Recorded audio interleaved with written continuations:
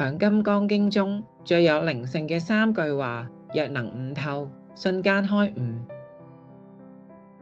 第一句，凡所有相，皆是虛妄。若見諸相非相，即見如來。第二句，過去心不可得，現在心不可得，未來心不可得。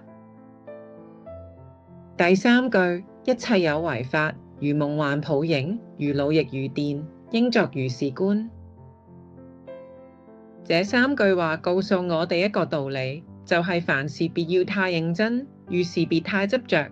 該來的總會來，該失去的留不住，只要不執着，活在當下，才是人生嘅大智慧。生命只是一個過程，每分每秒都在享受這個過程，好也可，壞也罷，認真對待身邊人和事，積極應對每一個問題。愛親人，愛朋友，愛自己。人的出生係唔公平，成長過程中嘅得失係自己收來，公平嘅係每一個生命嘅結局係一樣。人生8年，無非係一場體驗。做事要看開看淡，做人要惜福隨緣，學會享受當下，先係最好嘅活法。